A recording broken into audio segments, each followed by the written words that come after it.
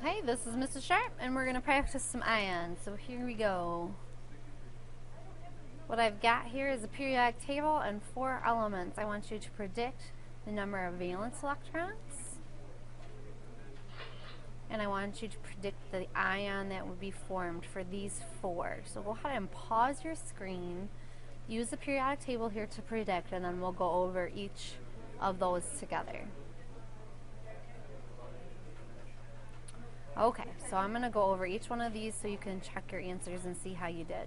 So for valence electrons, do valence electrons the easy way. Remember, everybody in this family is going to have the same number of valence electrons, and that's 1. Everybody in this family is going to have 2. Everybody in all of these families are going to have 2. Then 3, 4, 5, 6, 7, and with the exception of helium, 8. So gallium, being right here, has 3 valence electrons. So because it has 3, it can do one of 2 things. It can lose 3, or it can gain 5 to make 8. So it's going to lose 3 electrons, and that would give it a positive 3 charge. Now remember, that positive 3 seems backwards, but gallium has 31 protons, which have a positive charge. If it lost 3, it would only have 28 electrons. So that would give it an overall positive 3. Let's do phosphorus. Phosphorus is here, so it has 1, 2, 3, 4, 5 valence electrons. Remember, it wants 8, so it can either lose 5 or gain 3. So if it gains 3 electrons,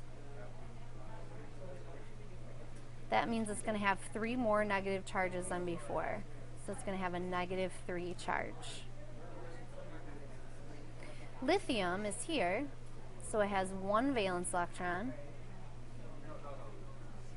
1, and it can lose that valence electron, or it can gain 7. Remember, it wants to be like a noble gas, so if it loses 1, it's going to be like helium. If it gains 7, it's going to be like neon. Well, it's a lot easier to lose 1 to be like helium. So if it loses, then it's going to be a positive 1 charge. Uranium, finally, is right here. Now, these all go right in here. And remember, all of these have 2 valence electrons. So uranium has 2 valence electrons, but being right here in the F block, it doesn't follow that octet rule. So it is going to have a positive charge, but we don't know what it's going to be, simply because it's an F element.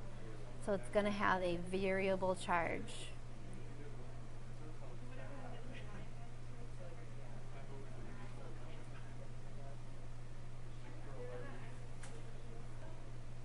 Okay, now I want you to try to find the element like we played in Battleship today. So pause your screen and try to pick out those elements that are listed, and then I'll go over the answers with you.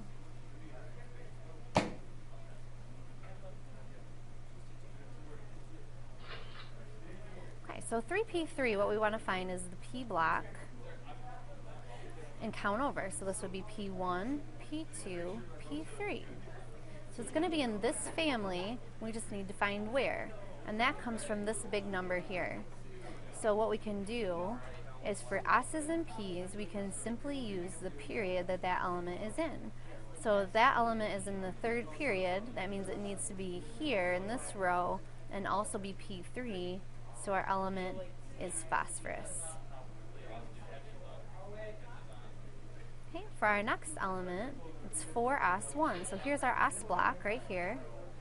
So I have S1 and S2. Since it's S, this number right here corresponds to the period it's in. So 1, 2, 3, 4, and S2 makes that element calcium. This one's a D element. So what I like to do on these ones is start with my D block and find what family it would be in. So it's going to be somewhere in here. Now it's 6D. Now if you remember, all the D's are 1 less than the period they're in. So this would not be 6D3, this would actually be 5D3, which means 63 is going to be in the 7th period. That's just how it is for those D's. They're actually one less than the period they're in, so this is going to be DB. And finally, our 5F6, this is my F block. This is me F1, F2, F3, F4, F5, F6. It's going to be one of these two. You just need to know that the top row is always going to be 4F and the bottom row is always going to be 5F. So your element is PU. Hope that helps. Have a good night. See you tomorrow.